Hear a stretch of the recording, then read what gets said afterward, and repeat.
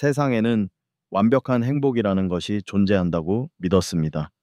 적어도 그날 밤이 오기 전까지는 말입니다. 웨딩드레스의 하얀 레이스가 제 피부에 닿던 그 감촉, 하객들의 박수 소리, 그리고 제 손을 꽉 잡고 있던 강도윤의 따뜻한 천, 그 모든 것이 저에게는 구원이었습니다. 고아로 자라 늘 외로움에 떨던 저에게 신은 마침내 완벽한 가족을 선물해 주셨다고 생각했습니다. 그 착각이 깨지는 데는 그리 오랜 시간이 걸리지 않았습니다. 단 하룻밤, 신혼 첫날 밤이면 충분했습니다. 이야기는 3년 전 겨울로 거슬러 올라갑니다. 저는 작은 피아노 학원에서 아이들을 가르치고 있었습니다. 유난히 눈이 많이 내리던 날이었습니다. 학원 난방이 고장나 덜덜 떨며 마지막 레슨을 마쳤을 때 유리문 너머로 한 남자가 서 있었습니다. 그가 도윤 씨였습니다. 그는 조카를 데리러 왔다고 했습니다. 훤칠한 키에 단정한 코트 차림, 그리고 무엇보다 저를 바라보는 눈빛이 깊고 따뜻했던 사람. 그날 그는 제게 따뜻한 캔커피를 건네며 말했습니다. 손이 많이 차가우시네요, 선생님. 그 한마디가 제 얼어붙은 마음을 녹였습니다. 할머니가 돌아가시고 난 후 처음으로 느껴보는 누군가의 걱정이었습니다. 우리의 연애는 잔잔한 호수 같았습니다. 그는 저를 유리 인형처럼 아껴주었습니다. 제가 피아노 연주를 할 때면 그는 턱을 괴고 1시간이고 2시간이고 저를 바라보았습니다. 제가 감기에 걸리면 죽을 끓여서 새벽같이 집 앞에 걸어두고 가는 사람이었습니다. 그는 저의 가난도, 저의 외로움도, 제가 가진 결핍 그 어떤 것도 문제 삼지 않았습니다. 오히려 그는 이렇게 말하곤 했습니다. 지한 씨는 사랑받기 위해 태어난 사람이에요. 내가 평생 그 사랑을 다 채워줄게요. 그 말은 제게 종교와도 같았습니다. 결혼식은 꿈만 같았습니다. 도윤 씨는 저를 위해 가장 아름다운 예식장을 예약했고 제가 좋아하는 수국으로 홀을 가득 채웠습니다. 버진 로드를 걸어 들어갈 때 그의 눈시울이 붉어지는 것을 보았습니다. 저 남자는 나를 정말 사랑하는구나. 내 목숨을 다해서라도 이 남자를 행복하게 해줘야지. 주례 선생님의 말씀이 귀에 들어오지 않을 정도로 제 머릿속은 온통 그에 대한 감사와 사랑으로 가득했습니다. 친구들은 모두 저를 부러워했습니다. 신데렐라가 따로 없다며 전생에 나라를 구했을 거라고 했습니다. 네, 저도 그렇게 생각했습니다. 호텔 스위트룸에 들어섰을 때 저는 쿵쾅거리는 심장을 주체할 수가 없었습니다. 창밖으로는 서울의 야경이 보석처럼 빛나고 있었고 테이블 위에는 샴페인이 놓여 있었습니다. 저는 욕실에서 샤워를 하며 몇 번이나 거울을 보았습니다. 젖은 머리카락을 말리고 가장 예쁜 잠옷을 입고 떨리는 마음으로 그가 들어오기를 기다렸습니다. 침대 끝에 앉아 문이 열리기만을 기다리던 그 10분. 그 10분이 제 인생에서 가장 설레었던 마지막 순간이었습니다. 도어락이 해제되는 소리가 들렸습니다. 띠리릭. 그 소리가 그렇게 차갑게 들릴 수도 있다는 것을 그때는 몰랐습니다. 도윤 씨가 들어왔습니다. 그는 넥타이를 거칠게 풀며 들어왔습니다. 저는 환하게 웃으며 그를 맞이했습니다. 도윤 씨, 씻을 물 받아뒀어요. 제 목소리는 약간 떨리고 있었습니다. 하지만 그는 저를 보지 않았습니다. 저를 향해 미소 짓지도 않았습니다. 그는 마치 투명 인간을 대하듯 저를 지나쳐 재킷을 소파에 던졌습니다. 저는 당황했습니다. 피곤해서 그런 걸까? 긴장해서 그런 걸까? 저는 다시 한번 그에게 다가가 팔을 잡았습니다. 많이 피곤하죠? 오늘 정말 고생 많았어요. 그때였습니다. 그가 제 손을 뿌리쳤습니다. 아주 매몰차게, 마치 더러운 벌레가 닿은 것처럼. 저는 중심을 잃고 침대 위로 쓰러졌습니다. 너무나 놀라 아무 말도 나오지 않았습니다. 이게 무슨 상황이지? 제가 알던 강도윤이 맞나? 눈을 크게 뜨고 그를 올려다보았습니다. 그는 저를 내려다보고 있었습니다. 그런데 그 눈빛이 낯설었습니다. 3년 동안 저를 보며 꿀이 떨어지던 그 눈빛은 온데간데 없었습니다. 그곳에는 혐오와 경멸, 그리고 지독한 피로감만이 담겨 있었습니다. 그가 입을 열었습니다. 씻고 잘 거야. 건드리지 마. 목소리는 얼음장처럼 차가웠습니다. 저는 귀를 의심했습니다. 지금 뭐라고 했어? 도윤 씨 지그레이. 왜 그래요? 무슨 일 있어요? 제가 물었지만 그는 대답 대신 욕실 문을 쾅 닫고 들어가 버렸습니다. 물이 쏟아지는 소리가 들렸습니다. 저는 멍하니 닫힌 욕실 문을 바라보았습니다. 손발이 차갑게 식어갔습니다. 심장이 덜컥 내려앉는 기분이었습니다. 혹시 내가 오늘 실수한 게 있나? 시부모님께 말실수를 했나? 아니면 예식장에서 뭔가 마음에 안 드는 일이 있었나? 오만 가지 생각이 머릿속을 스쳐 지나갔습니다. 하지만 아무리 생각해도 짚히는 구석이 없었습니다. 예식이 끝날 때까지만 해도 그는 제 뺨에 입을 맞추며 사랑한다고 속삭였던 사람이었습니다. 불과 몇 시간 사이에 사람이 이렇게 변할 수 있는 건가요? 샤워를 마치고 나온 그는 여전히 저를 본체 만체했습니다. 그는 머리를 대충 털고는 침대 반대편 끝으로 가서 누웠습니다. 그리고는 등을 돌렸습니다. 넓은 킹사이즈 침대였지만 그와 저 사이에는 건널 수 없는 강이 흐르는 것 같았습니다. 도윤 씨, 제가 조심스럽게 그를 불렀습니다. 대답이 없었습니다. 도윤 씨, 자요? 다시 불렀지만 돌아온 것은 침묵뿐이었습니다. 그는 자는 척을 하고 있는 것이 분명했습니다. 그의 등은 딱딱하게 굳어 있었고 숨소리도 고르지 않았으니까요. 저는 그날 밤 한숨도 자지 못했습니다. 화장을 지우지 못한 얼굴이 당겨왔지만 씻으러 갈 기운도 없었습니다. 웨딩드레스를 입었을 때의 행복감은 공포로 바뀌었습니다. 창밖의 야경은 더 이상 아름답지 않았고 어둠 속에 누워있는 남편의 등은 거대한 벽처럼 느껴졌습니다. 눈물이 베개를 적셨습니다. 소리내어 울 수도 없었습니다. 그가 깰까봐 혹은 그가 깨서 저에게 더 모진 말을 할까봐 두려웠습니다. 신혼 첫날 밤 신부는 혼자 울었습니다. 이것이 제 결혼 생활의 서막이었습니다. 다음 날 아침 저는 부은 눈을 비비며 일어났습니다. 옆자리는 비어 있었습니다. 시계를 보니 아침 7시였습니다. 저는 황급히 거실로 나갔습니다.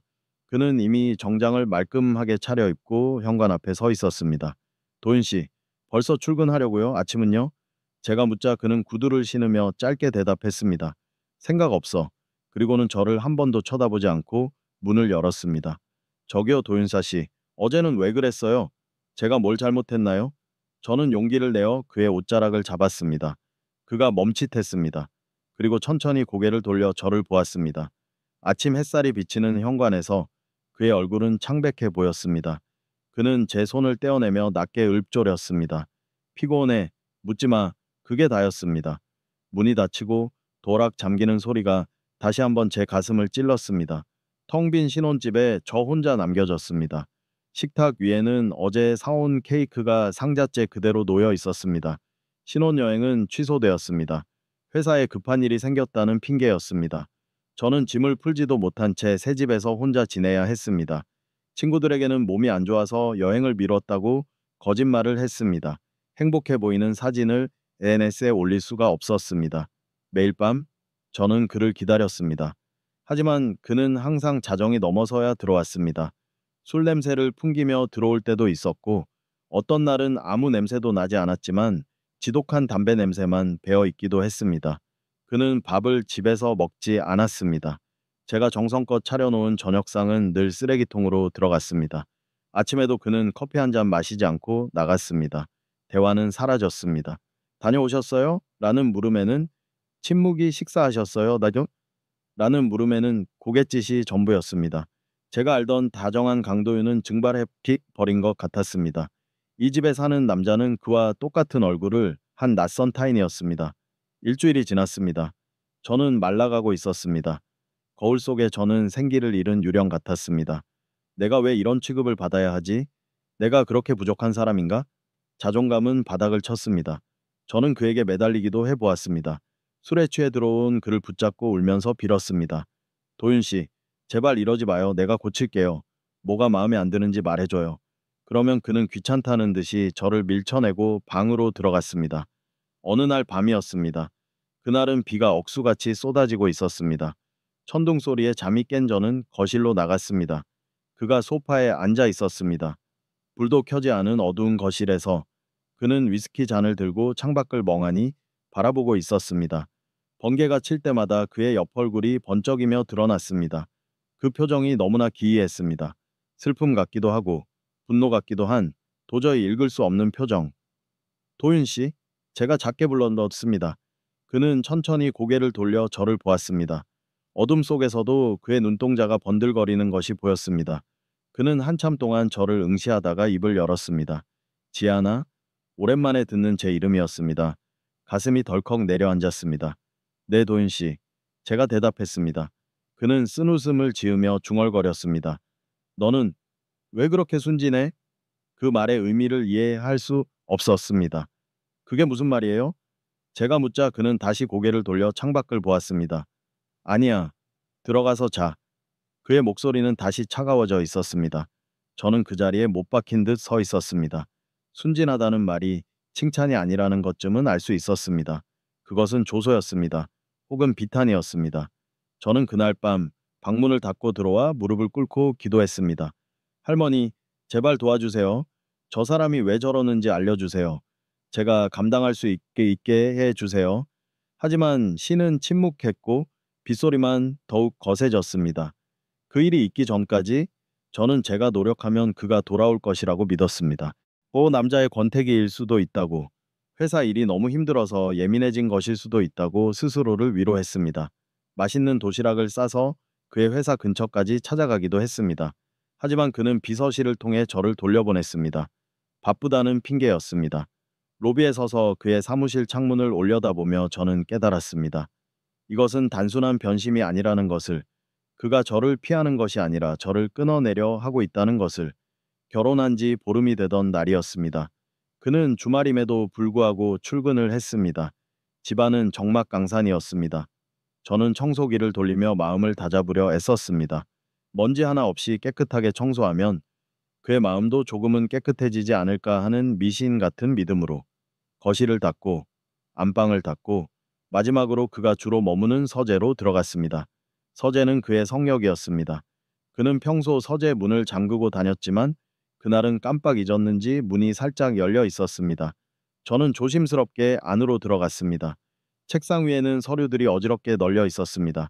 담배꽁초가 수북한 잿더리에서 매캐한 냄새가 났습니다. 그가 얼마나 스트레스를 받고 있는지 보여주는 흔적들이었습니다. 저는 안쓰러운 마음에 책상을 정리하기 시작했습니다. 흩어진 종이들을 모으고 책장에 꽂힌 책들의 줄을 맞췄습니다. 그때였습니다. 책장 가장 높은 칸에 꽂혀 있던 두꺼운 건축학 전공 서적을 닦으려다 그만 손이 미끄러지고 말았습니다. 묵직한 책이 바닥으로 쿵 하고 떨어졌습니다. 놀란 가슴을 쓸어내리며 책을 주우려는데 책 사이에서 무언가가 툭 튀어나와 있는 것이 보였습니다. 검은색 봉투였습니다.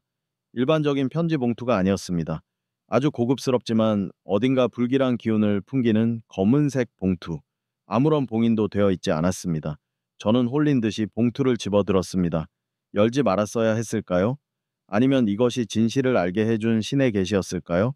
손이 떨려왔습니다. 도윤 씨의 비밀이 이 안에 있을지도 모른다는 직감이 들었습니다. 침을 꼴깍 삼키고 봉투 안으로 손을 넣었습니다. 서류 뭉치가 잡혔습니다. 종이를 꺼내 펼친 순간 가장 먼저 눈에 들어온 글자는 합의서라는 단어가 아니었습니다. 그것은 제 이름 유지한 세 글자였습니다. 그리고 그 옆에 나란히 적힌 강도윤이라는 이름. 하지만 그 아래 적힌 내용은 제가 상상조차 할 수 없었던 문장들이었습니다. 본 혼인 관계는 상호 간의 애정에 기반한 것이 아니며 글자들이 춤을 추듯 흔들렸습니다. 숨이 쉬어지지 않았습니다. 저는 바닥에 주저앉아 그 서류를 읽고 또 읽었습니다. 믿을 수가 없어서 믿고 싶지 않아서. 하지만 명백한 인쇄 활자는 잔인하게 저를 비웃고 있었습니다.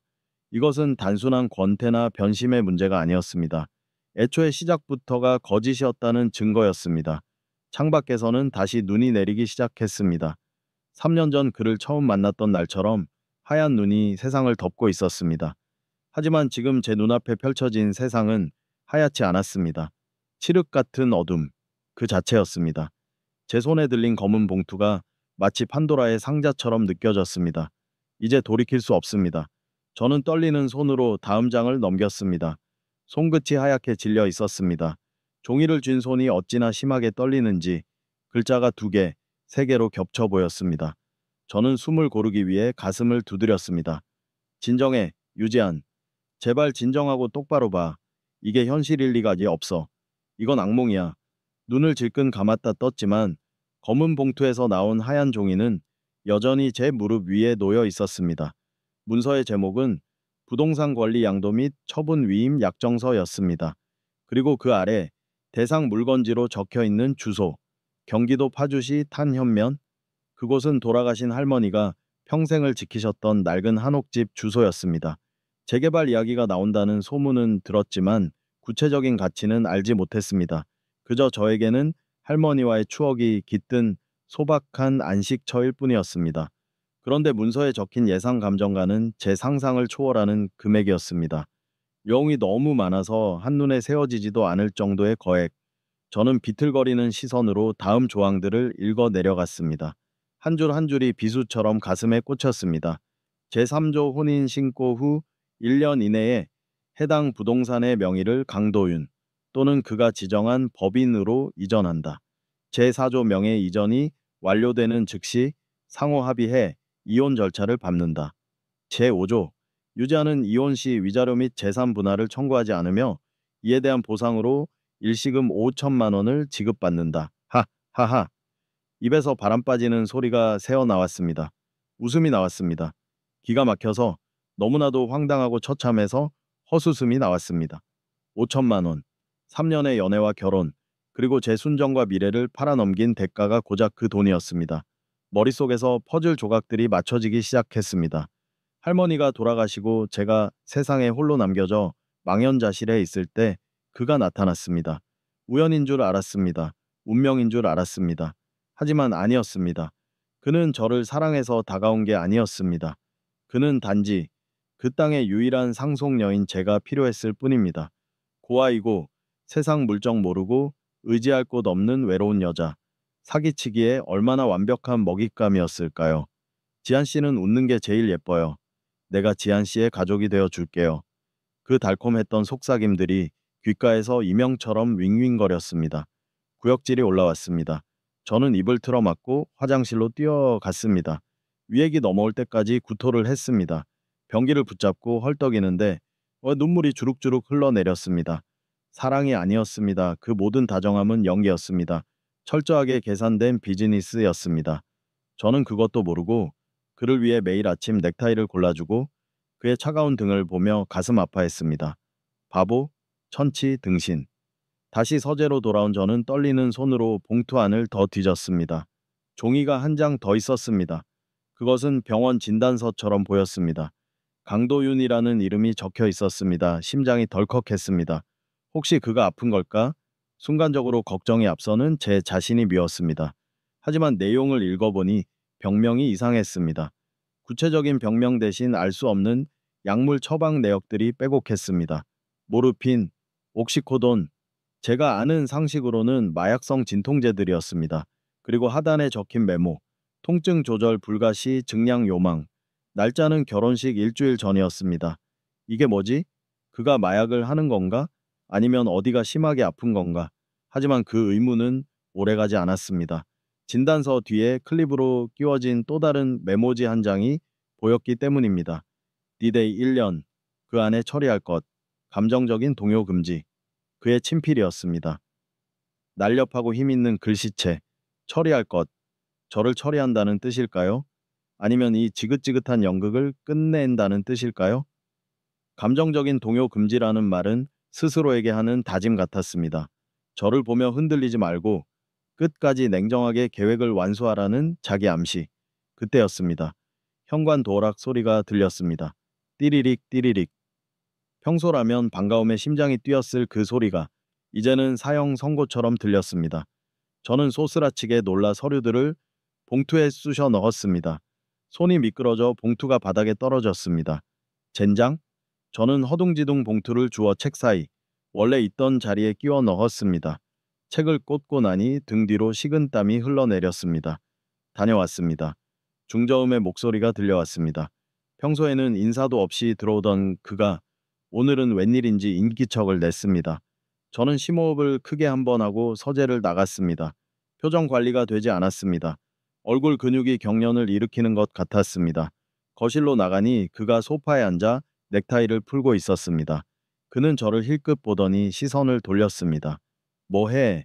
불도 안 켜고. 그의 목소리는 여전히 건조했습니다. 저는 벽 스위치를 켰습니다. 환한 형광등 불빛 아래 드러난 그의 얼굴.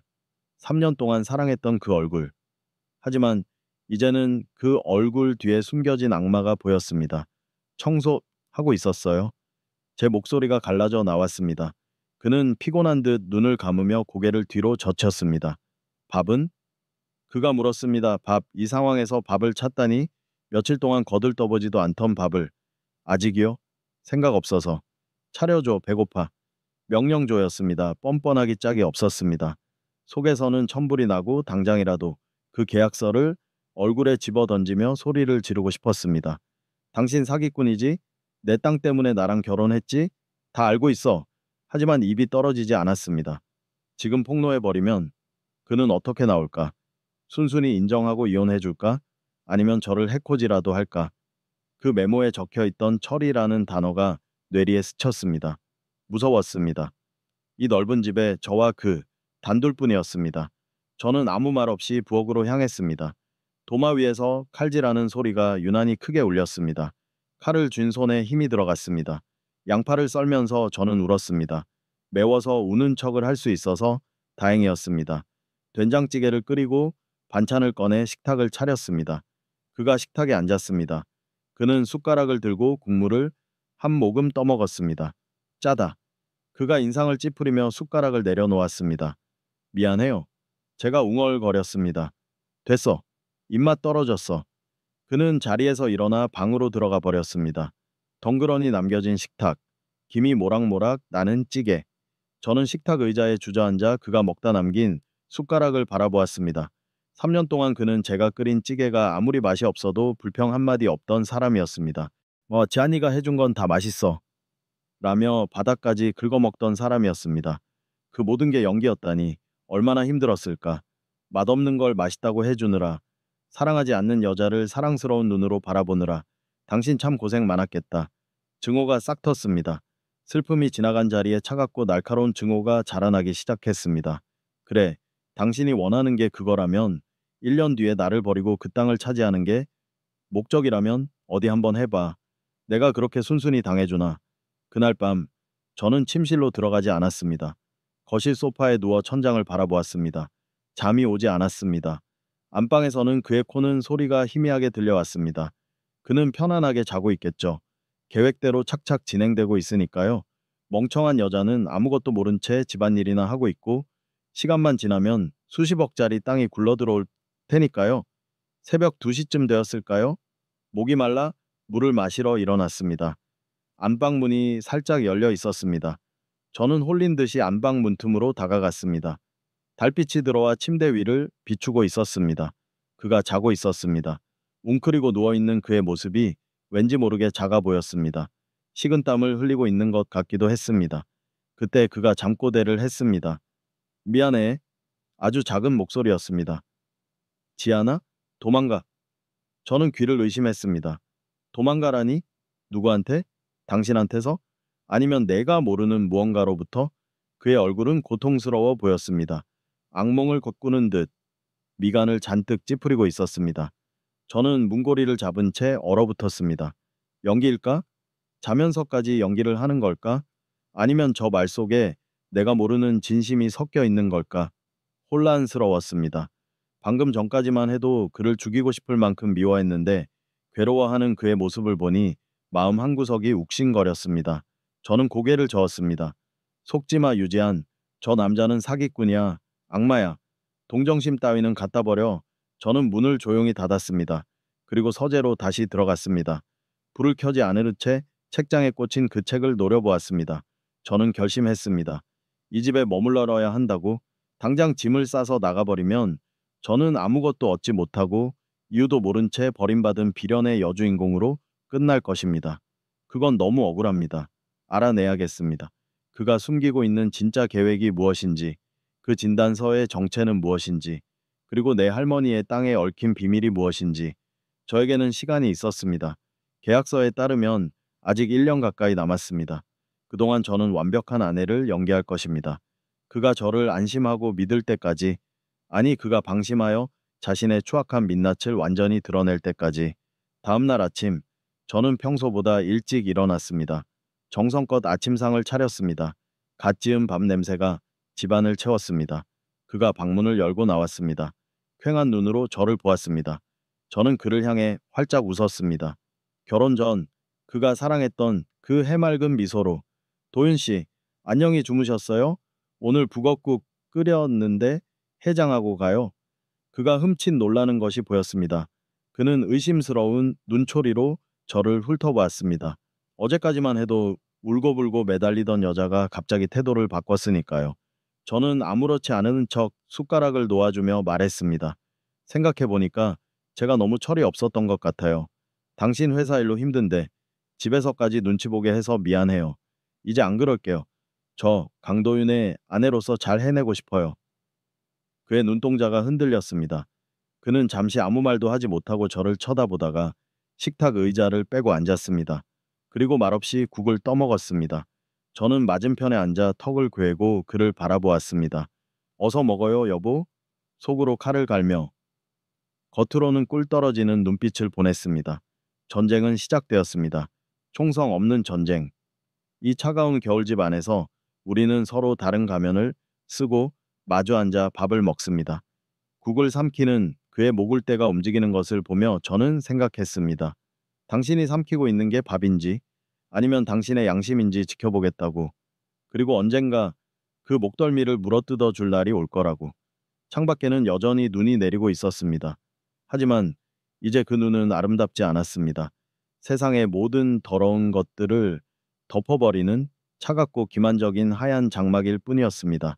연극은 계속되었습니다.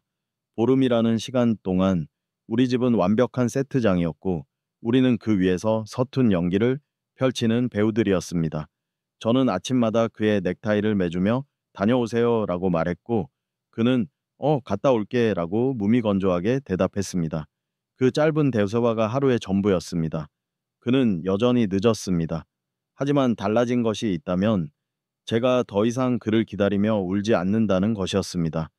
저는 그가 없는 시간 동안 집안 곳곳을 뒤졌습니다. 혹시나 다른 증거가 나올까 싶어서였습니다. 하지만 그는 치밀했습니다. 서재 책장 사이에 숨겨져 있던 그 검은 봉투 외에는 그 어떤 단서도 나오지 않았습니다. 통장 내역도 카드 명세서도 마치 유령처럼 깨끗했습니다. 그 점이 저를 더 소름 끼치게 만들었습니다. 얼마나 오랫동안 준비했으면 이렇게 완벽할 수 있을까? 제가 발견한 유일한 특이점은 쓰레기통이었습니다. 정확히 말하면 그가 서재 쓰레기통에 버린 약 껍질들이었습니다. 처음 보는 이름의 약들이 늘어나고 있었습니다. 인터넷에 검색해봐도 정확한 효능이 나오지 않는 전문 의약품들. 저는 그 껍질들을 하나하나 펴서 사진을 찍어두었습니다. 나중에 변호사나 의사에게 물어볼 증거가 될 테니까요. 그가 마약을 하든 정신병이 있든 그것은 이혼 소송에서 저에게 유리한 카드가 될 것입니다. 그러던 어느 날 오후였습니다. 문화센터 수업이 취소되어 평소보다 일찍 집에 들어왔을 때였습니다. 현관문을 열려는데 안에서 희미한 말소리가 들렸습니다. 도윤 씨였습니다. 이 시간에 집에 있다니? 저는 본능적으로 비밀번호를 누르려던 손을 멈추고 귀를 기울였습니다. 방음이 잘 되는 고급 아파트였지만 현관문 틈으로 새어나오는 그의 목소리는 유난히 날카로웠습니다. 안 된다고 했잖아. 그가 소리를 지르고 있었습니다. 저는 깜짝 놀라 숨을 죽였습니다. 평소에는 감정을 거의 드러내지 않는 그가 저렇게 흥분한 것은 처음이었습니다. 아직 아니야. 시간이 더 필요해. 그 여자는 아무것도 몰라. 그 여자. 심장이 쿵 내려앉았습니다.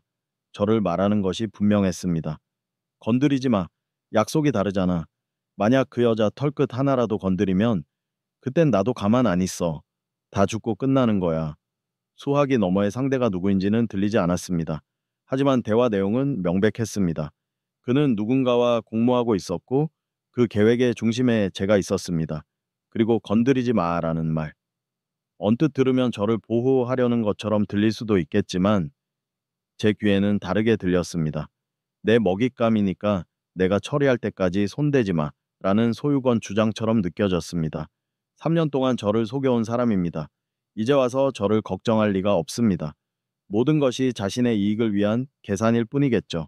통화가 끊어지는 소리가 들렸습니다. 저는 황급히 비상계단 쪽으로 몸을 숨겼습니다. 잠시 후 현관문이 열리고 도윤 씨가 나왔습니다. 그는 모자를 깊게 눌러쓰고 주변을 두리번거렸습니다. 평소에 말끔한 수트 차림이 아니었습니다. 검은색 후드티에 낡은 청바지, 마치 남의 눈을 피해야 하는 범죄자 같은 차림새였습니다. 그가 엘리베이터를 타지 않고 비상계단 쪽으로 걸어왔습니다. 저는 심장이 입 밖으로 튀어나올 것 같아 층계참 구석에 납작 엎드렸습니다. 다행히 그는 위쪽이 아닌 아래쪽으로 지하 주차장으로 내려갔습니다. 그의 발소리가 멀어지자마자 저도 신발을 벗어 들고 맨발로 그 뒤를 밟았습니다. 지하 주차장 구석 기둥 뒤에 그의 차가 아닌 낯선 검은색 세단이 서 있었습니다. 도윤 씨는 그 차에 탔습니다. 저는 제 차로 달려가 시동을 걸었습니다. 손이 덜덜 떨렸지만 지금 그를 놓치면 영영 진실을 알 수 없을 것 같았습니다. 그 차가 출발했고 저도 거리를 두고 따라갔습니다. 차는 서울을 벗어나 한적한 교외로 향했습니다. 30분쯤 달렸을까 차가 멈춘 곳은 어느 한적한 요양병원 근처의 카페였습니다. 카페라고는 하지만 인적이 드물고 외진 곳이었습니다. 도윤 씨가 차에서 내렸습니다. 그리고 카페 안으로 들어갔습니다. 저도 선글라스를 끼고 스카프로 얼굴을 가린 채 뒤따라 들어갔습니다. 카페 안은 어두웠습니다. 손님은 거의 없었습니다. 구석진 자리에 도윤 씨가 앉아 있었고 그 맞은편에는 한 여자가 앉아 있었습니다. 30대 중반쯤 되어 보이는 지적이고 차가운 인상의 미인. 의사 가운은 입지 않았지만 풍기는 분위기가 예사롭지 않았습니다. 저는 화분 뒤에 숨어 그들을 지켜보았습니다. 거리가 멀어 대화 소리는 들리지 않았습니다. 하지만 그들의 표정은 볼 수 있었습니다. 도윤 씨의 표정은 제가 집에서 보던 것과는 완전히 달랐습니다. 무언가 애절하고 간절해 보였습니다. 그는 테이블 위에 놓인 여자의 손을 잡으려 했습니다. 여자는 차갑게 손을 뺐습니다. 질투가 났습니다. 아니, 질투라고 하기에는 너무나 처참한 배신감이었습니다. 나에게는 손끝 하나 대는 것도 끔찍해 하면서 저 여자에게는 저렇게 매달리는구나. 그들이 나누는 대화가 무엇인지 상상조차 되지 않았습니다. 그때 도윤 씨가 품 안에서 두툼한 봉투를 꺼내 여자에게 건넸습니다. 돈 봉투일까요? 아니면 제가 모았던 그 땅 문서와 관련된 서류일까요? 여자는 봉투를 받아 내용을 확인하더니 고개를 끄덕였습니다. 그리고 가방에서 작은 약통 같은 것을 꺼내 도윤 씨에게 주었습니다. 거래, 명백한 거래였습니다. 돈과 약물, 그리고 그 사이에 오가는 은밀한 눈빛. 저는 핸드폰을 꺼내 그 장면을 동영상으로 촬영했습니다. 이 줌을 당겨서 여자의 얼굴과 도윤 씨가 봉투를 건네는 손을 확실하게 담았습니다. 이것으로 충분했습니다. 외도 혹은 불법 약물 거래, 어느 쪽이든 이 결혼을 끝장내고 그를 파멸시키기에 충분한 증거였습니다. 그들이 일어서려 하자 저는 황급히 카페를 빠져나왔습니다. 차에 돌아와 운전대를 잡았지만 시동을 걸 수가 없었습니다. 눈물이 앞을 가려 아무것도 보이지 않았습니다. 억울했습니다. 내가 뭘 그렇게 잘못했길래 부모 없이 자라서 남들보다 조금 더 사랑받고 싶어 했던 게 죄인가요? 왜 하필 나야? 왜 하필 강도윤 너였어야 했어? 집으로 돌아오는 길 저는 울음을 그쳤습니다. 그리고 결심했습니다. 더 이상 피해자로 남지 않겠다고. 이 진흙탕 싸움에서 기필코 이겨서 그가 나를 가지고 논 대가를 뼈저리게 치르게 해주겠다고. 저녁 8시 그가 돌아왔습니다. 저는 소파에 앉아 TV를 보고 있었습니다. 화면에서는 코미디 프로그램이 나오고 있었지만 제 눈에는 아무것도 들어오지 않았습니다. 왔어? 제가 먼저 말을 걸었습니다. 시선은 TV에 고정한 채였습니다. 어, 그는 비틀거리며 들어왔습니다. 술 냄새는 나지 않았지만 안색이 종이장처럼 창백했습니다. 이마에는 식은땀이 송골송골 맺혀 있었습니다. 낮에 그 여자에게 받아온 약 때문일까요? 아니면 죄책감 때문일까요? 어디 다녀왔어? 옷이 바뀌었네. 제가 툭 던지듯 물었습니다. 그가 흠칫하며 자신의 옷을 내려다보았습니다. 어, 현장에서 좀 굴러서 옷이 더러워져서 갈아입었어. 거짓말. 당신 오늘 현장 근처에도 안 갔잖아. 그 여자 만나서 히히낙낙거렸잖아. 그래? 힘들었겠네. 씻어. 저는 더 이상 추궁하지 않았습니다. 지금 터뜨리기에는 이릅니다. 더 확실하게 목을 조여야 합니다. 그는 비틀거리며 방으로 들어가려다 문틀을 잡고 휘청했습니다. 윽! 낮은 신음소리가 그의 입에서 새어나왔습니다. 그는 가슴을 움켜쥐고 바닥으로 주저앉았습니다. 도윤세 씨? 저도 모르게 튀어나가 그를 부축했습니다. 본능이었습니다. 미운정 고운정 다든 3년을 사랑했던 남자가 눈앞에서 쓰러지는데 계산이고 뭐고 할 겨를이 없었습니다. 그의 몸은 불덩이처럼 뜨거웠습니다. 왜 그래요? 어디 아파요? 병원 가요? 빨리. 제가 핸드폰을 찾으려 하자 그가 제 손목을 거칠게 낚아챘습니다. 악력이 어찌나 센지 뼈가 으스러지는 것 같았습니다. 놔, 필요 없어. 그는 이를 악물고 말했습니다. 고통으로 일그러진 얼굴, 그 와중에도 저를 밀어내려는 그 고집. 당신 지금 정상 아니야. 열이 이렇게 나는데 무슨 소리야? 상관하지 말라고 했잖아. 그가 소리를 지르며 저를 밀쳤습니다. 저는 바닥에 나뒹굴었습니다. 팔꿈치가 부딪혀 욱신거렸습니다. 억울함이 폭발했습니다. 걱정해줘도 난리야. 내가 당신 죽으라고 고사라도 지낸 줄 알아? 강도윤, 너 진짜 사람을 뭘로 봐? 내가 너한테 뭘 그렇게 잘못했는데? 3년 동안 널 믿고 사랑한 게 죄야. 대체 나한테 왜 이러는 건데? 제가 악을 쓰며 소리쳤습니다. 참았던 둑이 터져버렸습니다. 그는 거친 숨을 몰아쉬며 저를 노려보았습니다. 그 눈빛은 제가 알던 강도윤의 것이 아니었습니다. 짐승의 눈빛.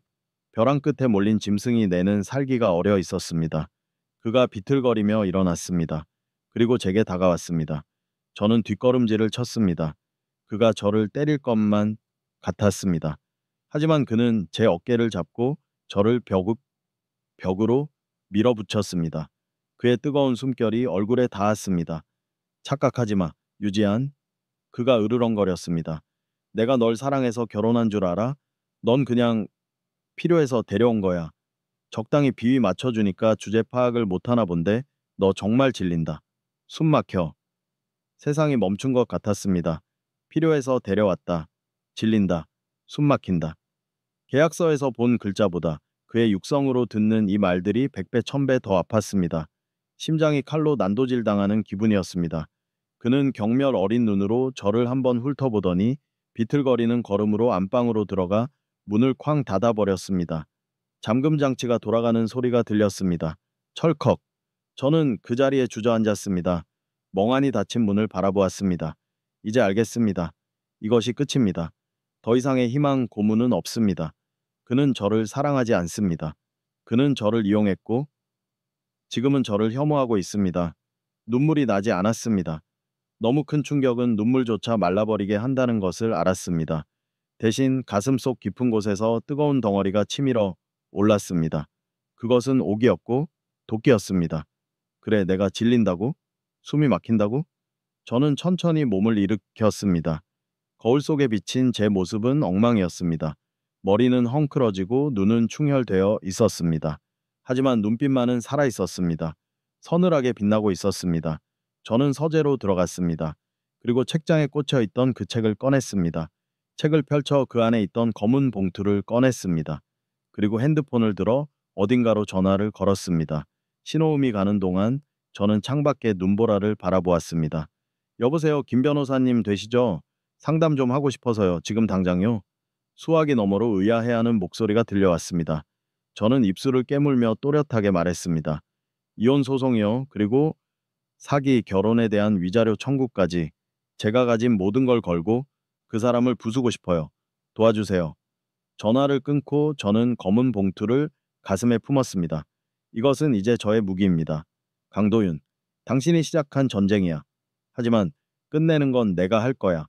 당신이 가장 소중하게 생각하는 그 돈, 그 땅, 내가 다 가져버릴 거야. 그리고 당신을 빈털터리로 만들어서 내 발 아래 무릎 꿇게 만들겠어. 창밖의 눈보라는 더욱 거세지고 있었습니다. 마치 제 앞날을 예고하듯이. 하지만 저는 두렵지 않았습니다. 사랑이 끝난 자리에 남은 것은 복수뿐이었고 저는 잃을 것이 없는 여자였으니까요. 오늘 밤 유지안이라는 착한 여자는 죽었습니다. 그리고 내일 아침 당신을 파멸시킬 마녀가 눈을 뜰 것입니다. 전쟁은 조용하게 시작되었습니다. 총성도 호연도 없었지만 우리 집 공기는 매일매일 서늘해져만 갔습니다. 저는 더 이상 울지 않았습니다. 눈물은 약한 자들의 것이니까요. 대신 저는 웃었습니다. 아주 상냥하고 기품 있고 헌신적인 아내의 가면을 쓰고 그를 대했습니다. 그것이 그를 가장 방심하게 만들고 동시에 가장 옥죄는 방법이라는 것을 깨달았기 때문입니다. 변호사와의 상담은 충격적이면서도 명쾌했습니다. 김 변호사는 제게 냉정한 조언을 해주었습니다. 유지한 씨, 감정만으로는 이길 수 없습니다. 그 계약서, 법적으로 효력이 있을 수도 있고 없을 수도 있습니다. 하지만 가장 확실한 건 남편의 유책 사유를 입증하는 겁니다. 외도, 폭력, 혹은 사기의 의도, 확실한 물증을 잡으세요. 그래야 그 땅도 지키고 위자료도 받아낼 수 있습니다. 그날부터 저는 첩보원이 되었습니다. 집안 곳곳에 소형 녹음기를 숨겨두었습니다. 거실 소파 및 안방 침대 헤드 뒤, 서재 책장 구석, 그의 모든 숨소리, 모든 통화와 내용을 수집하기 시작했습니다. 그리고 매일 아침 그가 출근하고 나면 녹음된 파일들을 들으며 분석했습니다. 하지만 그는 생각보다 더 신중했습니다. 집에서는 거의 말을 하지 않았습니다. 누군가와 통화할 때도 아주 짧게 암호 같은 말만 주고받았습니다. 준비됐어? 입금했어. 시간이 없어. 그 짧은 단어들 속에서 저는 초조함을 읽었지만 그것이 정확히 무엇을 의미하는지는 알 수 없었습니다. 여전히 그 여자와의 관계도 오리무중이었습니다. 그러던 어느 날 집에 손님이 찾아왔습니다. 주말 저녁이었습니다. 초인종 소리에 인터폰을 보니 덩치가 큰 남자 두 명이 서 있었습니다. 험상궂은 인상은 아니었지만 묘하게 위압감을 주는 검은 양복 차림의 남자들. 도윤 씨는 인터폰 화면을 보자마자 사색이 되었습니다. 문 열지 마. 그가 다급하게 소리쳤습니다. 그는 식탁에 놓여 있던 물컵을 엎지를 뻔하며 일어났습니다. 누군데요? 아는 사람이에요? 제가 태연하게 물었습니다. 아무것도 아니야. 그냥 회사 사람들이야. 내가 나가서 얘기할게. 그는 도망치듯 현관으로 나갔습니다. 저는 그가 나가자마자 현관문 쪽으로 살금살금 다가가 귀를 기울였습니다. 문밖 복도에서 웅성거리는 소리가 들렸습니다. 강 사장, 약속 날짜가 지났는데 연락이 없어서 우리가 직접 왔어. 걸걸한 목소리의 남자가 말했습니다. 죄송합니다. 조금만 더 기다려 주십시오. 일이 거의 다 해결됐습니다. 도윤 씨의 목소리는 비굴할 정도로 떨리고 있었습니다. 해결? 그 여자 도장은 찍었어? 땅 문서는 확보했고? 아직입니다. 하지만 곧, 야, 강도윤, 우리 인내심 시험하지 마. 회장님이 많이 봐주고 계신 거 알지? 이번 달 아니야. 그 안에 해결 못하면 내 와이프 우리가 직접 만나러 간다. 아주 예쁘장하게 생겼던데. 심장이 멎을 뻔했습니다. 그들이 노리는 건 역시 제 땅이었습니다. 그리고 도윤 씨는 그들의 협박을 받고 있었습니다. 내 와이프 우리가 직접 만난다는 말에 등골이 오싹해졌습니다. 도윤 씨가 그들에게 빚을 진 걸까요? 아니면 그 땅을 담보로 무슨 짓을 꾸민 걸까요? 안 됩니다. 그 사람은 건드리지 마십시오. 제가, 제가 어떻게든 합니다. 도윤 씨가 절규하듯 소리쳤습니다. 퍽 하는 소리가 들렸습니다. 누군가 그를 때린 것 같았습니다. 조용히 해. 동네 시끄러워지니까 명심해. 이번 달 말이다. 발소리가 멀어지고 한참 뒤에야 도윤 씨가 들어왔습니다. 그의 입가에는 피가 맺혀 있었습니다. 옷매무새는 흐트러져 있었고 눈은 붉게 충혈되어 있었습니다. 저는 모른 척하고 거실에 앉아 잡지를 보고 있었습니다. 그가 들어오자 짐짓 놀란 척 연기했습니다. 어머, 도윤 씨, 입술이 왜 그래요? 누구랑 싸웠어요? 제가 다가가려 하자 그는 손을 들어 저를 제지했습니다. 오지마, 별거 아니야. 넘어졌어. 넘어졌다고요? 입술이 터졌는데? 피곤해서 그래. 묻지 말고 좀 내버려둬. 그는 신경질적으로 넥타이를 풀어 헤치고 욕실로 들어갔습니다. 욕실 문이 닫히고 물 틀어놓는 소리가 들렸습니다. 저는 그 자리에 서서 주먹을 꽉 쥐었습니다. 넘어져? 웃기지도 않는 거짓말. 빚쟁이들에게 맞은 거잖아. 내 땅을 못 넘겨줘서 얻어터진 주제에 어디서 남편 행세야? 하지만 한편으로는 이상한 기분이 들었습니다. 아까 그가 그 사람은 건드리지 마십시오 라고 소리치던 그 절박한 목소리가 귓가에 맴돌았습니다. 연기일까? 아니면 자기 밥줄이 끊길까봐 걱정하는 걸까? 그래, 후자일 거야. 내가 다치면 땅을 팔 수 없게 되니까 그래서 보호하는 척하는 거겠지. 저는 애써 그렇게 결론 내렸습니다. 마음이 약해지면 안 되니까요. 그날 이후 도윤 씨의 상태는 눈에 띄게 나빠졌습니다. 그는 밤마다 끙끙 앓았습니다. 옆방에서 자는 제 귀에도 들릴 만큼 신음소리가 컸습니다. 식사량도 줄어 거의 물만 마시고 사는 것 같았습니다. 살이 빠져서 광대뼈가 도드라져 보였고 피부는 흑빛이 되었습니다. 저는 그 모습을 보며 쾌재를 불렀습니다. 천벌을 받는구나. 남의 눈에 눈물 나게 하더니 내 눈에는 피눈물이 나는구나.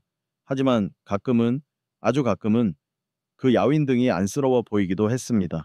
식탁에 마주 앉아 밥을 먹을 때 숟가락을 든 그의 손이 미세하게 떨리는 것을 보며 저는 묘한 죄책감을 느꼈습니다.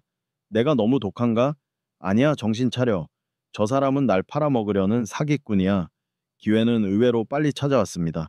도윤 씨가 샤워를 하러 들어간 사이 그의 핸드폰이 거실 테이블 위에서 진동했습니다. 평소에는 핸드폰을 몸신처럼 지니고 다니던 그가 웬일로 놓고 들어간 것입니다. 저는 잽싸게 핸드폰을 집어들었습니다. 잠금 패턴은 예전과 똑같았습니다. L. 제 이니셜을 딴 모양. 아직도 이걸 안 바꿨다니. 가증스럽기 짝이 없었습니다. 패턴을 풀고 통화 목록을 확인했습니다. 저장되지 않은 번호들이 수두룩했습니다. 그중 가장 최근에 통화한 번호, 발신자 정보 없음으로 뜨는 그 번호가 눈에 띄었습니다. 메시지 함을 열었습니다. 대부분 광고 메시지였지만 맨 아래 보관함에 잠겨 있는 메시지 하나가 있었습니다. 검사 결과 나왔습니다. 내원 부탁드립니다. 상태가 좋지 않습니다. 발신자는 신 교수, 병원인 것 같았습니다. 상태가 좋지 않다니? 어디가 아픈 게 확실했습니다. 저는 그 메시지를 제 폰으로 찍었습니다. 그리고 갤러리에 들어갔습니다. 사진첩에는 별다른 게 없었습니다. 우리 결혼식 사진, 연애 때 찍은 사진들이 여전히 지워지지 않고 남아 있었습니다. 스크롤을 내리다 보니 최근에 찍은 듯한 사진이 하나 있었습니다. 서류를 찍은 사진이었습니다. 확대해 보니 생명보험증권이었습니다. 피보험자는 강도윤, 사망 시 수익자는 유지한. 저는 숨을 멈췄습니다. 수익자가 저라고요? 왜? 보통 이런 사기 결혼의 경우 수익자를 법인이나 제3자로 해놓지 않나요? 5억 원이라는 거액의 사망보험금. 만약 그가 죽으면 제가 5억을 받게 되는 구조였습니다. 머리가 복잡해졌습니다. 이게 무슨 의미일까? 나를 안심시키기 위한 미끼인가? 아니면 그때 욕실 문이 열리는 소리가 들렸습니다. 저는 화들짝 놀라 핸드폰을 제자리에 내려놓고 잡지를 보는 척했습니다. 도윤 씨가 젖은 머리를 털며 나왔습니다. 그는 테이블 위에 핸드폰을 힐끔 보더니 주머니에 넣었습니다. 누가 전화 왔었어? 그가 물었습니다. 아니요, 아무것도 안 왔어요. 제가 시치미를 뗐습니다. 그는 의심스러운 눈초리로 저를 보다가 방으로 들어갔습니다. 그날 밤 저는 잠을 이룰 수가 없었습니다. 보험 수익자 유지한 그 5글자가 머릿속을 떠나지 않았습니다. 혹시 내가 오해하고 있는 게 있을까? 아니야, 그럴 리 없어. 그 땅 계약서는 명백했어. 그리고 빚쟁이들과의 대화도 분명했어. 그는 돈이 필요한 거야? 그렇다면 보험은 왜? 다음 날 저는 작전을 바꿨습니다. 그를 더 자극해 보기로 했습니다. 그가 감정적으로 무너져서 본심을 말하게 만들어야 했습니다. 저녁 식사 자리였습니다. 저는 일부러 평소보다 더 화려하게 차려입었습니다. 붉은색 립스틱을 바르고 그가 예전에 선물해준 목걸이를 했습니다. 도윤 씨, 우리 주말에 여행 갈까요? 제가 밥을 먹다 말고 생글거리며 말했습니다. 그는 숟가락을 멈추고 저를 쳐다보았습니다. 갑자기 무슨 여행이야? 그냥요. 우리 신혼여행도 못 갔잖아요. 가까운 강원도라도 다녀와요. 바다 보고 싶어요. 바빠. 회사 일 많은 거 알잖아. 언제까지 바쁠 건데요? 1년 뒤면 안 바빠져요? 제가 뼈 있는 말을 던졌습니다. 1년 뒤, 계약서에 적혀 있던 이혼 시기. 그의 눈썹이 꿈틀했습니다. 그게 무슨 소리야? 아니, 그냥 도윤씨 씨 요즘 너무 무리하는 것 같아서요. 그리고 저 임신 준비도 하고 싶거든요. 쾅! 그가 숟가락을 식탁에 내리쳤습니다. 국물이 사방으로 튀었습니다. 뭐? 그의 얼굴이 무섭게 일그러졌습니다. 임신이요. 우리 아이 갖고 싶다고요. 할머니도 안 계신데 가족이 늘면 좋잖아요. 도윤 씨 닮은 아들 낳으면 닥쳐. 그가 낮게 으르렁거렸습니다. 제정신이야? 지금 상황에 무슨 애야? 너 진짜 미쳤어? 왜요? 부부가 아이 갖는 게 왜 미친 짓이에요? 혹시 저랑 아이 갖기 싫어요? 아니면 1년 뒤에 헤어질 거니까 애는 짐이 될까 봐 그래요? 저는 그를 똑바로 쳐다보며 도발했습니다. 그의 눈동자가 심하게 흔들렸습니다. 분노와 당혹감, 그리고 알 수 없는 공포가 뒤섞인 눈빛. 너 알고 있었어?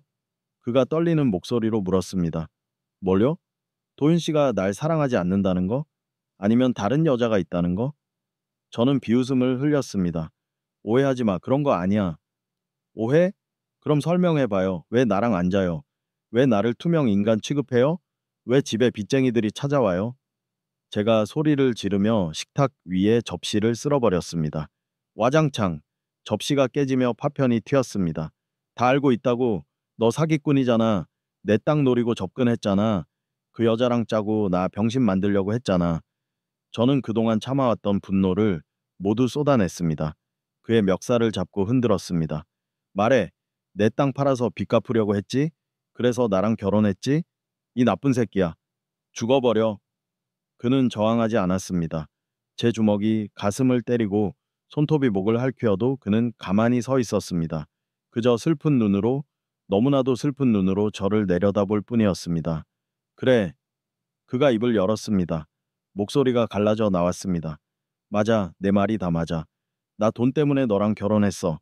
네 땅 필요해서 그거 팔아서 한몫 챙기려고 너한테 접근했어. 사랑, 그딴 거 처음부터 없었어. 심장이 찢어지는 것 같았습니다. 막상 그의 입으로 확인하니 고통은 상상 이상이었습니다. 차라리 아니라고, 오해라고 변명이라도 해주길 바랐는지도 모릅니다. 이제 알았으면 꺼져. 내 눈앞에서 사라져. 위자료는 줄 테니까 당장 이 집에서 나가. 그는 저를 거칠게 밀쳐냈습니다. 저는 깨진 접시 조각 위로 넘어졌습니다. 손바닥이 베어 피가 났습니다. 하지만 아픔은 느껴지지 않았습니다. 너 진짜 쓰레기구나. 제가 바들바들 떨며 말했습니다. 나 쓰레기야? 그러니까 더러운 꼴 더 보기 전에 나가라고. 그가 고래고래 소리를 질렀습니다. 핏대가 선목, 터질 듯한 얼굴. 그는 마치 악귀 같았습니다. 저는 비틀거리는 몸을 일으켰습니다. 피가 흐르는 손을 움켜쥐고 그를 노려보았습니다. 좋아, 나가줄게. 대신 명심해. 내가 나가는 건 네가 무서워서가 아니야. 널 법정에 세우기 위해서야. 각오해. 강도윤. 내 인생 망친 내가 톡톡히 치르게 해줄 테니까. 저는 뒤도 돌아보지 않고 현관으로 향했습니다. 코트를 집어들고 밖으로 나갔습니다. 엘리베이터를 기다리는 동안에도 눈물은 나오지 않았습니다. 오직 차가운 분노만이 온몸을 휘감았습니다. 엘리베이터 문이 닫히는 순간 현관문 너머로 쿵 하는 소리가 들렸습니다. 무언가 무거운 것이 쓰러지는 소리, 그리고 짐승이 울부짖는 듯한 처절한 오열 소리가 들려왔습니다. 오악. 도윤 씨의 목소리였습니다.